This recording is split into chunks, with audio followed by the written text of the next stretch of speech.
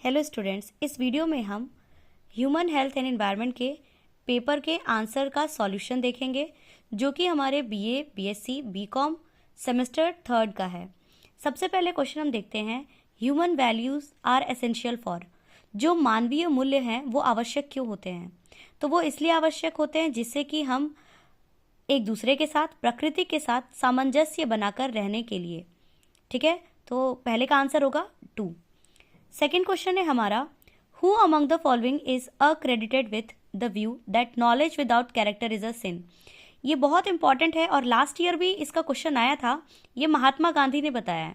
महात्मा गांधी ने जो उनके मतलब उन्होंने 7-8 चीज़ों को बताया था, उसमें से एक इस बार आया है, एक प्रीवियस ईयर आया था। तो होप आप नेक्स्ट टाइम जो भी स्टूडेंट देख रहा हो वो महात्मा गांधी के द्वारा दिए गए इन चीज़ों को ज़रूर पढ़ लेगा।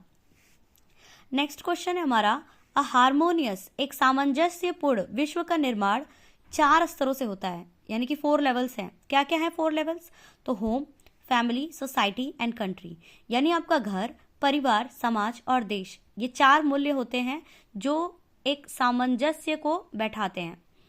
नेक्स्ट क्वेश्चन है हमारा कि वैल्यू एजुकेशन का मेन एम क्या है, यानी हमारे मूल्य शिक्षा का उद्देश्य क्या है? तो इसका आंसर होगा 1 और 3 ऑप्शन दोनों। क्या है इसमें? 1 में क्या है? फोस्टर यूनिवर्सल कोर वैल्यूज, यानी कि जो भी सार्वभौमिक पूरे विश्व स्तर पर जो भी मूल्य हैं उसको बढ़ावा देना। और तीसरा है डेवलप वैल्यूज इन इंडिविजुअल्स, प्रत्येक व्यक्तियों के अंदर मूल्यों का विकास करना। ये क्या है आपका आंसर? सो इसका 4th का आंसर होगा 1 और 3 बोथ। नेक्स्ट क्वेश्चन हम देखते हैं। नेक्स्ट क्वेश्चन है हमारा, ब्लू सब्सक्राइबर सर्विस। अगर आप लोग थोड़ा बहुत न्यूज़ में रहते हैं तो आप लोग ये देखे होंगे, ये बिल्कुल करंट में आया था कि जो ब्लू सब्सक्राइबर सर्विस है वो सोशल मीडिया किस कंपनी की प्रीमियम सेवा है? तो ये आपका ट्विटर के द्वारा दिया जाता है। अभी ये न्यूज़ में बहुत ज़्यादा था करंट में। इसके बाद देखते हैं ट्विटर को दिया जाता है। नेक्स्ट क्वेश्चन है हमारा, कौन सा सोशल मीडिया प्लेटफॉर्म जो है, अगर आपको कोई भी प्रोफेशनल ऑडियंस के बारे में जानना है तो किस पे जाएंगे तो आपको मिल जाएगा? तो आप लोग ने बहुत बार सुना होगा लिंक्डइन पे आईडी बनाना। लिंक्डइन पे आईडी बनाने से क्या होता है, जितने भी प्रोफेशनल लोग होते हैं वो सब लोग वहाँ पर अपनी आईडी बनाते हैं, तो किसी के बारे में भी डिटेल हमको वहाँ से मिल सकता है। क्योंकि फेसबुक, इंस्टाग्राम पे तो कौन होते हैं? फ्रेंड्स लोग होते हैं, और फ्रेंड्स जो भी हैं या स्टूडेंट ग्रुप के लोग हैं, तो ज़रूरी नहीं है कि वो वर्किंग प्रोफेशनल हो, इसलिए ये दोनों ऑप्शन तो वैसे ही कट जाता है। नेक्स्ट है हमारा, अकॉर्डिंग टू विवेकानंद, विवेकानंद जी के द्वारा एजुकेशन का मेन एम क्या होना चाहिए? तो जब ऐसे क्वेश्चन है ना, तो आप देखिएगा मोस्ट ऑफ द केसेस, मतलब 95% में all of the above answer होता है। 95% में, 5% में नहीं। तो विवेकानंद के हिसाब से एजुकेशन कैसा होना चाहिए था, शिक्षा कैसा होना चाहिए? तो जो आपके जीवन का निर्माण कर सके, लाइफ बिल्डिंग, जो मानव का निर्माण कर सके और जो आपके चरित्र का निर्माण कर सके, यानी कि all of the above. Swami Vivekananda किसके शिष्य थे, प्यूपिल किसके थे? तो रामकृष्ण परमहंस। रामकृष्ण परमहंस के शिष्य थे स्वामी विवेकानंद।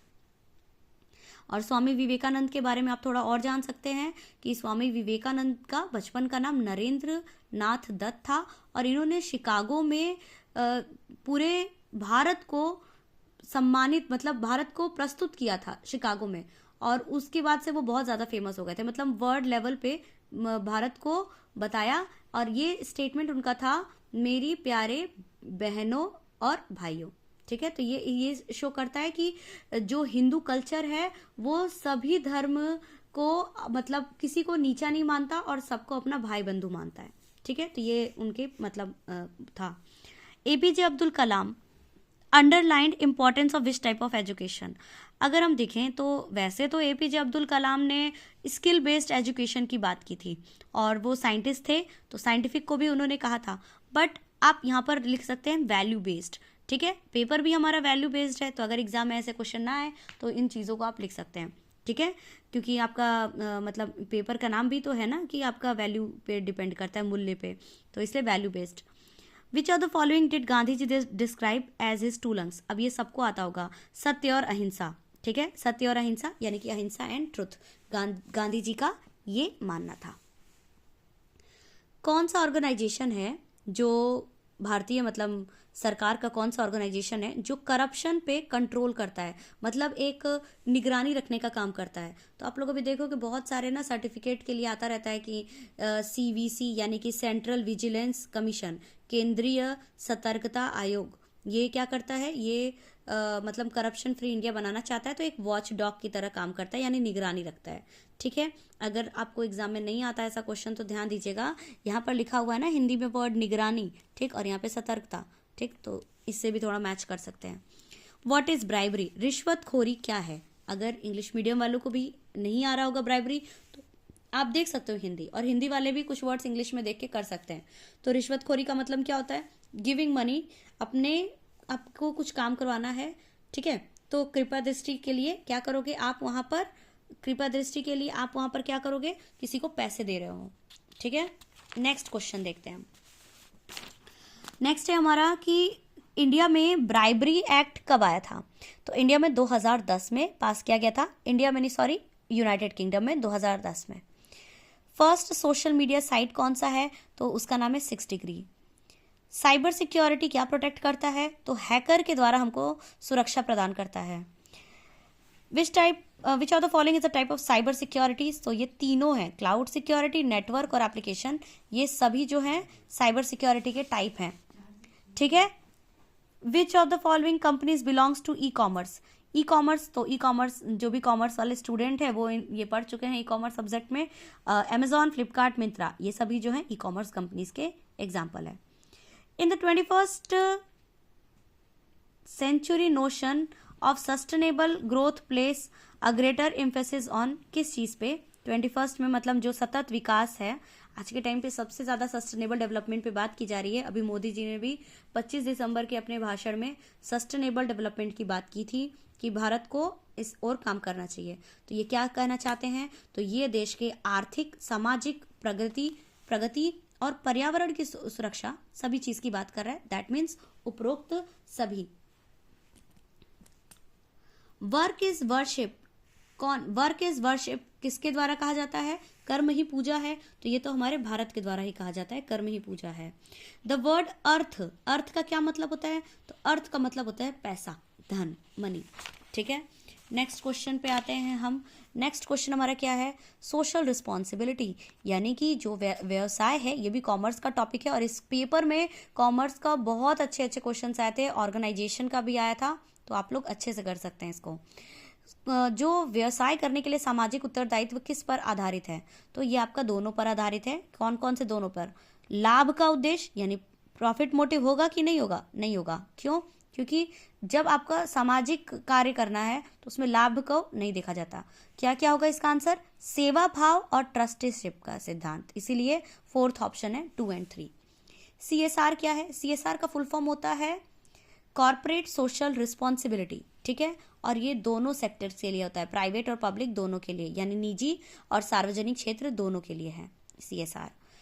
अब इसके बाद भारत में जो कॉरपोरेशंस होते हैं उनको कंट्रोल और डायरेक्ट कौन कराता है, किस हिसाब से किया जाता है, कौन निर्देशित करता है? तो कॉर्पोरेट एथिक्स। ठीक है, वैसे इसका में भी आंसर की जब मतलब क्या रिजल्ट में आता है दैट डिपेंड्स, बट इसमें कॉर्पोरेट गवर्नेंस भी हो सकता है। Selecting a best course of action among the alternative is called as, क्या है? कई सारे विकल्प हैं आपके पास, और सर्वोत्तम कार्यविधि का चयन करना क्या कहलाता है? Decision making. जैसे आपके पास बहुत सारे ऑप्शंस हैं, लेकिन आपने जो ऑप्शन को चूज किया तो वो क्या है? वो डिसीजन ही तो मेकिंग है ना, कि बी वाले को टिक करे कि सी वाले को टिक करे, तो वो आपका निर्णय लेना हो जाएगा आंसर। नेक्स्ट क्वेश्चन है इंडियन इथोस। इंडियन इथोस यानी कि भारतीय लोकाचार की आवश्यकताएं किन कारणों से होती हैं? तो उपयुक्त सभी, ऑल ऑफ द अबव। अब इसमें है क्या? तो जो पूरा ब्रह्मांड है और पूरा जितने लोग हैं सबके कल्याण के लिए, भारत हमेशा कहता है। अद्वितीय कार्य संस्कृति हेतु, मूल्य प्रणाली की स्थापना हेतु, तो ये तीनों हो जाएगा, इसलिए उपयुक्त सभी। नेक्स्ट है आपका भारतीय लोकचार का सिद्धांत क्या है? तो इसमें है the word is one family and welfare for all, यानी कि आपको पता होगा कि भारत का है ना वसुधैव कुटुंबकम, तो ये जो पूरा विश्व है एक परिवार है और सभी की भलाई की बात भारत में कहा जाता है।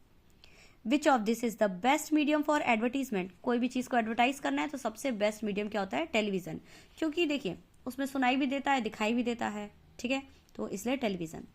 Repeated injections on the same spot can cause, एक ही जगह पर अगर बार बार इंजेक्शन कोई आपको लगा रहा है तो उससे क्या हो जाता है, तो उससे आपकी जो स्किन होती है उस पर कोई एक तो निशान पड़ जाता है, स्कार धब्बा हो जाता है, कठोरता हो जाती है, उसमें नसों में भी चोट लग सकती हैं, और रक्त वाहिकाओं यानी कि जो ब्लड वेसल्स के वॉल हैं उस पर भी चोट लग सकता है। तो इसमें भी हो जाएगा all of the above. Next question है हमारा, डिसइन्वेस्टमेंट का मतलब क्या होता है। इन्वेस्टमेंट का मतलब क्या होता है, कहीं पर पूंजी को लगाना। डिसइन्वेस्टमेंट का मतलब क्या होता है, उस पूंजी को बाहर निकाल लेना। ठीक है, तो पब्लिक इन्वेस्टमेंट से मतलब पब्लिक सेक्टर से उसको डिसइन्वेस्ट कर रहे हो तो वो हो जाएगा आपका प्राइवेट यानी कि निजी। जीएसटी इंप्लीमेंट कब हुआ था, ये आप लोगों को भी कॉमर्स का ही टॉपिक है और पढ़ाया भी गया है कि जीएसटी का इम्प्लीमेंटेशन जुलाई 2017 में किया गया, 1 जुलाई, और इसीलिए 1 जुलाई को जीएसटी डे मनाया जाता है। ठीक है, तो ये आप लोग याद रखिएगा, नेक्स्ट पेपर में जो बच्चे प्रैक्टिस कर रहे होंगे तो जीएसटी के बारे में भी थोड़ा सा देख लीजिएगा आप लोग। नेक्स्ट क्वेश्चन है आपका कि opening the doors of economy, मतलब जो विदेशी कंपनियां हैं उनके लिए रास्ता खोल देना, दरवाजा खोल देना अर्थव्यवस्था की, टेक्नोलॉजी कैपिटल कुछ भी आ सके, उसको क्या कहते हैं, तो उसको ग्लोबलाइजेशन कहते हैं। और भारत ने ग्लोबलाइजेशन, लिबरलाइजेशन और प्राइवेटाइजेशन एलपीजी पॉलिसी को अडॉप्ट किया था कब, 1991 में। और नेक्स्ट क्वेश्चन आपका यही दिया है कि किस ईयर में भारत ने आर्थिक सुधार को प्रारंभ किया था, ये इकोनॉमिक्स का क्वेश्चन है, बीए वाले बच्चे भी कर सकते हैं इसको। 1991 में, बहुत इंपॉर्टेंट क्वेश्चन है। और उस पॉलिसी का नाम था एलपीजी पॉलिसी, जिसमें ग्लोबलाइजेशन क्या होता है, अपने देश की अर्थव्यवस्था को दूसरे देश की अर्थव्यवस्था से जोड़ना, 1991 में होता। और इस समय जो हमारे फाइनेंस मिनिस्टर थे वो मनमोहन सिंह थे, वो आपका नेक्स्ट क्वेश्चन में पूछा है कि कौन था फाइनेंस मिनिस्टर 1991 के। अगर आप लोगों को ये क्वेश्चन नहीं भी आ रहा था ईयर, तो आप देख सकते हैं कि नेक्स्ट क्वेश्चन में 1991 इकोनॉमिक रिफॉर्म दिया हुआ है और यहाँ पर इकोनॉमिक रिफॉर्म के बारे में पूछा जा रहा है। तो कई सारे क्वेश्चंस ना एक दूसरे से रिलेटेड होते हैं एग्जाम में, तो यहाँ से भी आप एक क्वेश्चन सही कर सकते थे 1991। नेक्स्ट है हमारा कि क्या चीज़ इसमें से है जिसमें सामाजिक और आर्थिक नीतियों के क्षेत्रों में आमतौर पर जितने भी सरकारी प्रतिबंध होते हैं उसको छूट दे दिया जाता है, रिलैक्सेशन। तो उसमें उदारीकरण यानी कि लिबरलाइजेशन। मनमोहन सिंह थे उस समय हमारे फाइनेंस मिनिस्टर यानी कि वित्त मंत्री। देखिए ये चारों क्वेश्चन एक ही टॉपिक से उठा करके दे दिया गया है। बीपीओ का मतलब क्या होता है, बिजनेस प्रोसेस आउटसोर्सिंग, जिसको हम लोग अपने आम बोलचाल की भाषा में कॉल सेंटर कहते हैं। देखिए 4 क्वेश्चन आया था ग्लोबलाइजेशन से, 5वां भी आ गया इसी से।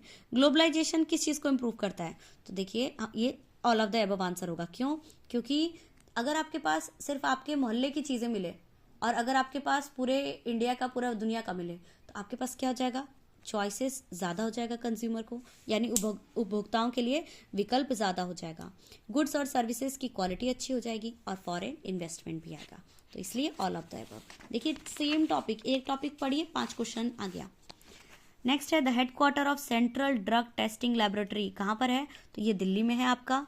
ठीक है, दिल्ली में लोकेटेड है। और लेटेस्ट टैक्स जो सरकार के द्वारा इंट्रोड्यूस किया गया वो जीएसटी है। जीएसटी का तीसरा क्वेश्चन आया है ये। ठीक है, जीएसटी का तीसरा क्वेश्चन, पहला क्वेश्चन था हमारा अभी जीएसटी इंप्लीमेंट कब हुआ, ये दूसरा क्वेश्चन है, अभी एक और आएगा। ठीक है, which one of the following is a type of antivirus program, antivirus program इसमें से कौन सा है, कंप्यूटर का क्वेश्चन है। तो ये तीनों जो है क्विक हील, मैकेफी और नॉर्टन, ये तीनों जो है आपका एंटीवायरस प्रोग्राम है, इसलिए all of the above. In system hacking which of the following is the most crucial, कौन सा सबसे मतलब ज़रूरी चीज़ है, तो हैकिंग कब कर सकते हो, हैकिंग का मेन मतलब क्या होता है, पासवर्ड को क्रैक कर देना। ठीक, पासवर्ड को तोड़ देना, तो क्रैकिंग पासवर्ड इसका आंसर हो जाएगा। नेक्स्ट क्वेश्चन है what is the main difference between organic और नॉन ऑर्गेनिक फूड, तो ऑर्गेनिक नॉन ऑर्गेनिक कैसे बनता है, तो यूज ऑफ पेस्टिसाइड्स। नेक्स्ट है बहुत सारे डॉक्टरों का ये बिलीफ है कि बहुत ज़्यादा क्या खाने से हमारी हेल्थ पे बुरा असर पड़ता है, तो सबको पता है फ्रेश खाने से तो होगा नहीं, ऑर्गेनिक खाने से होगा नहीं, मीठा खाने से ज़रूर हमारे हेल्थ पे बुरा असर पड़ेगा। नेक्स्ट है कि इंडिया में आईएसओ जो प्रमाणित दिया जाता है, आईएसओ आप देखोगे जितने भी इलेक्ट्रॉनिक गुड्स होते हो उस पर आईएसओ सर्टिफाइड होता है। तो आईएसओ जो होता है वो कौन जारी करता है, तो बीआईएस का फुल फॉर्म क्या होता है, ब्यूरो ऑफ इंडियन स्टैंडर्ड। ठीक है, बीआईएस जो होता है आईएसओ प्रमाणित करता है। What are the vehicle emission norms, Bharat में जो वाहन का उत्सर्जन मानदंड को क्या कहा जाता है, तो उसको भारत स्टेज कहा जाता है, BS कहा जाता है। क्या कहते हैं? Bharat stage, BS। नेक्स्ट है the basic purpose of establishing food standard. Food का स्टैंडर्ड क्यों बढ़ाने की जरूरत है, तो बोथ 2 और 3 क्या है इसमें, ताकि जितने भी मतलब मिसलीडिंग या कोई कपट वाला यानी कि डिसेप्ट करने वाला, लोगों को बेवकूफ़ बनाने वाला प्रोडक्ट ना बेचा जाए, साथ ही साथ पब्लिक हेल्थ को भी प्रोटेक्ट करके रखना है और उनको जोखिम से बचाना है, इसलिए बोथ 2 और 3। नेक्स्ट है इको मार्क सर्टिफिकेट। अब देखिए सारा सर्टिफिकेशन से है, ISO BIS रिलीज करता है, ISO इलेक्ट्रॉनिक गुड्स पे दिया जाता है। इको मार्क जो है वो भी BIS के द्वारा ही दिया जाता है, ठीक है, BIS के द्वारा दिया जाता है। BIS मतलब ये भारत का मानक ब्यूरो है जो कि एक स्टैंडर्ड फिक्स कर देता है, उसको पास करने के बाद ही वो प्रोडक्ट लॉन्च होता है मार्केट में। विच of the following represents largest man made ecosystem. अब आप खुद देखिए इंसानों के द्वारा बनाए गए सबसे बड़ा मैन मेड इकोसिस्टम कौन सा हो सकता है, तो गार्डन तो छोटा भी होता है, एक्वेरियम तो बहुत ही छोटा होता है, एग्रो इकोसिस्टम यानी कि कृषि हो सकता है, किसी का खेत छोटा हो, बड़ा भी हो सकता है, लेकिन जू हमेशा बड़ा ही रहता है, ठीक है। तो लार्जेस्ट मैन मेड इकोसिस्टम जू। अबायोटिक और रिन्यूएबल रिसोर्स कौन सा है, तो ये है वाटर। वाटर को अबायोटिक यानी कि अजैविक और नवीकरणीय संसाधन पानी ही है। अब यहाँ पे देखिए फूड चेन से क्वेश्चन आ गया, ये पूरा आपका इन्वायरमेंट का क्वेश्चन है सारा। प्लांट को कैटरपिलर खा रहा है, कैटरपिलर को पक्षी खा रहा है यानी बर्ड खा रहा है, तो ये किसका एग्जाम्पल है, तो फूड चेन का एग्जाम्पल है। नेक्स्ट क्वेश्चन है network of interconnected food chain. बहुत सारे फूड चेन का जो इंटरकनेक्शन होता है उसको क्या कहते हैं, तो उसको फूड वेब कहते हैं। पेपर बहुत आसान आया था, आप लोग बहुत ही मतलब अगर आप लोगों में से किसी का पेपर अच्छा नहीं हुआ होगा तो भी आप डिमोटिवेट नहीं होइए, आप इसी के हिसाब से प्रिपरेशन और अपनी अच्छी कीजिए। Decay is the breaking down और डिकम्पोजिशन ऑफ। डिके मतलब क्या होता है, किसी चीज का टूटना, क्या होता है, तो अपशिष्ट पदार्थों का टूटना यानी वेस्ट मैटर का टूटना। एनर्जी फ्लो इकोसिस्टम में कैसा होता है, देखिए इकोसिस्टम का चौथा क्वेश्चन आ गया ये। इकोसिस्टम में एनर्जी फ्लो ऑल डायरेक्शन में हो सकता है, हर डायरेक्शन में। इकोसिस्टम क्या है, पारिस्थितिक तंत्र। यूनिडायरेक्शनल यानी एक दिशा में भी हो सकता है, 2 दिशा में भी हो सकता है। सॉरी, एनर्जी फ्लो इकोसिस्टम में हमेशा यूनिडायरेक्शनल होता है, सॉरी हमेशा यूनिडायरेक्शनल होता है। नेक्स्ट क्वेश्चन है हमारा all are in situ conservation. In situ का मतलब क्या होता है, यथास्थिति, यानी कि यथास्थिति का मतलब जो जैसे है, मतलब जितने भी जानवर या जितने भी प्लांट जीव जंतु अपने घर में, मतलब जो उनका मतलब नेचुरल होम हो उसकी बात की जा रही है इन सीटू। और एक्स सीटू यानी कि उनके नेचुरल घर से निकाल करके कहीं और रख दिए। जैसे आपका गांव है वो आपकी ओरिजिन है, आप कहीं बाहर शहर में आके रह रहे हो तो वो आपका एक्स सीटू हो जाएगा, ठीक है, ऐसे समझिए। तो इसमें से कौन सा है जो इन सीटू के अलावा है, तो इन सीटू राष्ट्रीय उद्यान यानी नेशनल पार्क, ये तो इन सीटू ही है। सेंचुरीज अभ्यारण्य जो होता है वो भी इन सीटू है। बायोस्फीयर रिजर्व जो है वो भी इन सीटू है। क्या नहीं है, तो जू, चिड़ियाघर। चिड़ियाघर में हर तरीके के जानवर ना जो अपने कंट्री में नहीं पाए जाते उन जानवरों को भी ला के रख दिया जाता है, तो हो जाएगा जू। नेक्स्ट है एक्स सीटू। एक्स सीटू का एग्जाम्पल देखिए जू। अच्छा, ये वाला क्वेश्चन भी आप कर सकते थे, जो एक्स सीटू में होगा वो जाहिर सी बात है इन सीटू तो होगा नहीं, तो जू हो गया। तो इसमें क्या क्या है, एक्स सीटू में क्या क्या आता है, तो all of the above. Next है कौन कौन सी गैसेस ग्रीन हाउस गैसेस कहलाती हैं, तो मिथेन और कार्बन डाइऑक्साइड यानी बोथ 1 और 3। The best way to dispose plant waste. Plant waste को कैसे खत्म किया जा सकता है, तो खाद बना करके, कंपोस्टिंग करके। नेक्स्ट क्वेश्चन है हमारा जो आधा जला हुआ कार्बन होता है वो क्या कर सकता है, तो वो रेस्पिरेटरी प्रॉब्लम कर सकता है क्रिएट, यानी सांस लेने की समस्या।